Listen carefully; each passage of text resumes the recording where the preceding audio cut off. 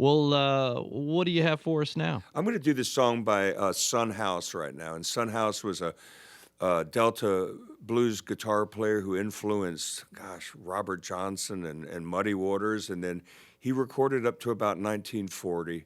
And then he like completely disappeared. All that was left was his recordings. Of course, back then it was probably 78s, big old platters. And then in the early 60s with the folk music scene and rediscovery of blues artists, they found Son House up in Rochester, New York. He hadn't played guitar in 20 years.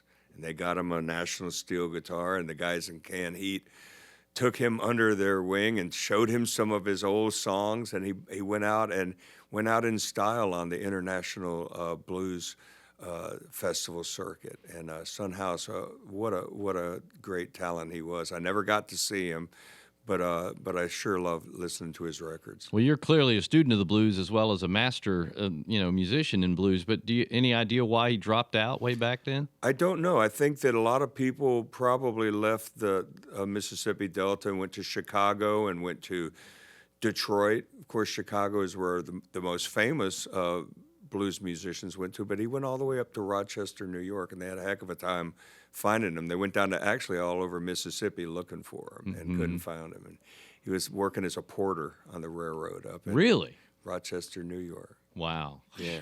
Son House. I know we have some of his music in our library and play it from time to time. Now you've inspired me to bring it back to the Daily Spoonful of Blues feature and play a little bit in the coming days. He may have been the best. Some people say he was the best, but I'm going to do his Death Letter Blues right now. All right.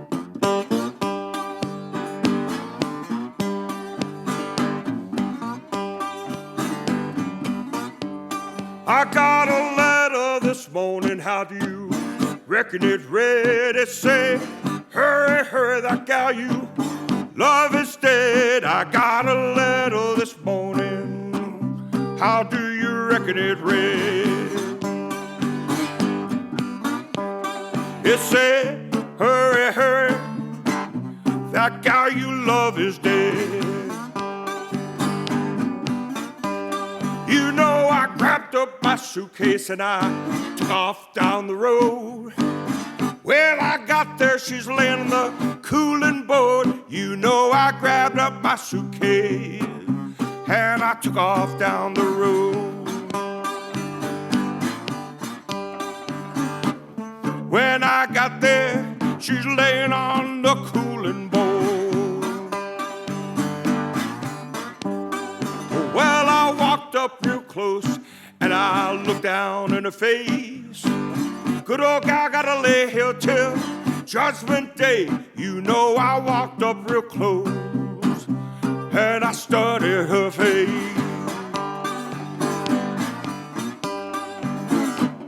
The good old gal, she's gotta lay here till Judgment Day.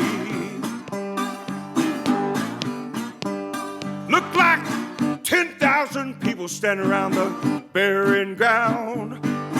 Didn't know I loved her till they laid her down. Looked like 10,000 people standing around the burying ground. Didn't know I loved her until they laid her down. You know, I didn't feel so bad till the good Lord sun went down. Didn't have a soul to throw my arms around. You know, I didn't feel so bad till that evening sun went down. Didn't have a soul to throw my arms around.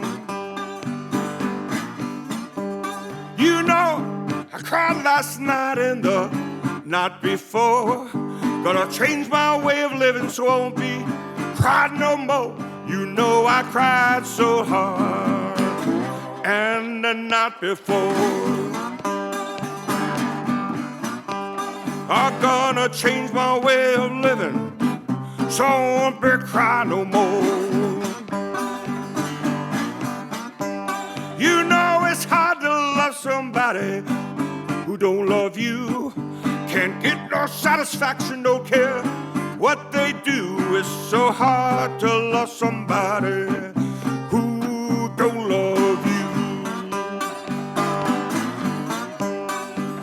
Can't get no satisfaction, don't care what they do.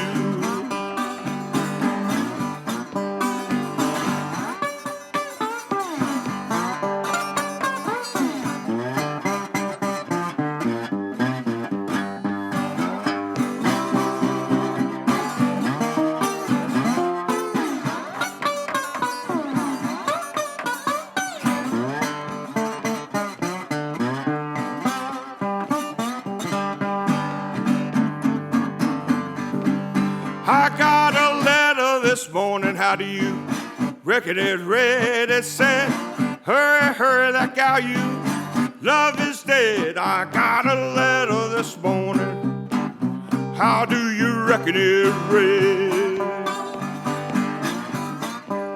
It said, hurry, hurry, that gal you love is dead.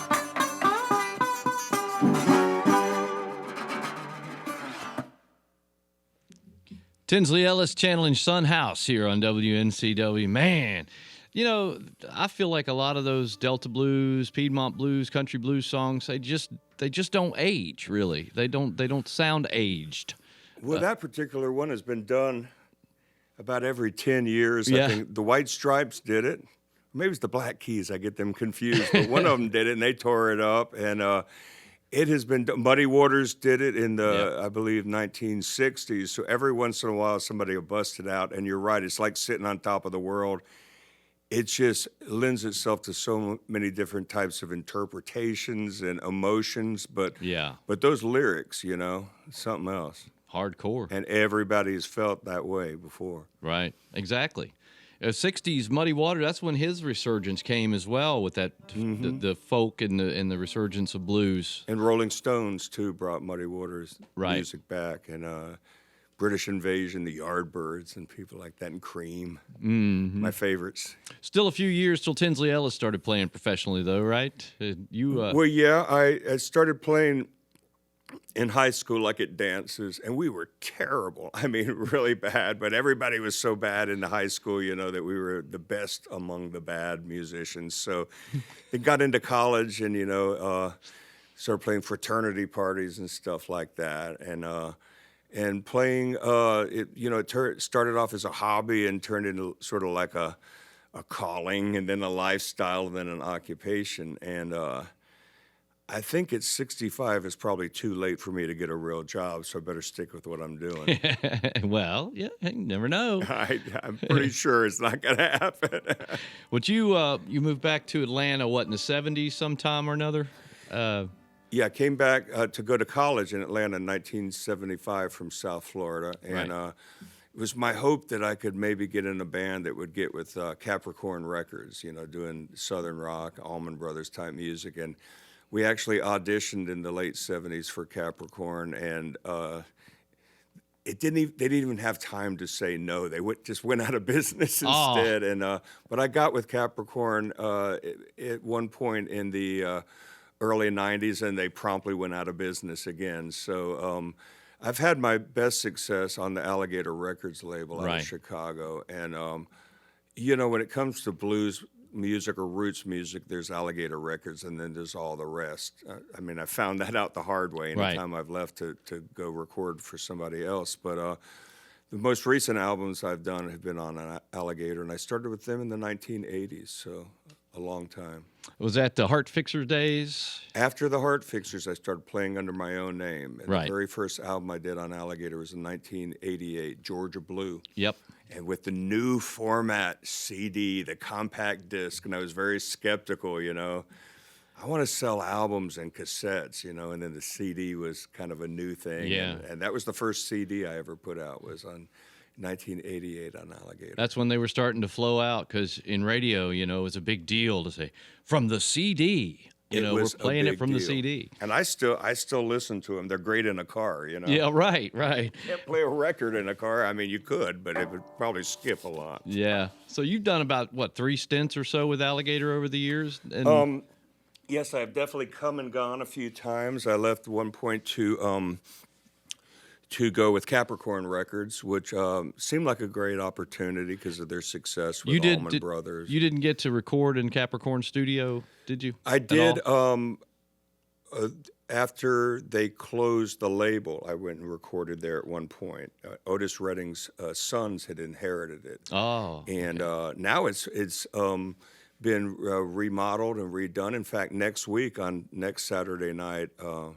Not this Saturday, but next Saturday, I'm doing 2 shows in Capricorn Studios. They're doing a concert series, and they're in the room where Ramblin' Man and Greg Allman Laid Back were recorded. So kind of a mecca for somebody like me. Seems like a destination for musicians of a certain flavor, and we've got a new record from a guy who calls himself Eddie 9V, and it was a dream of his to record in that studio. Yes. And some of his comments were like things like they haven't changed the drapes or anything since the good old days. I mean, it didn't look like to him they had changed up much of anything inside the studio.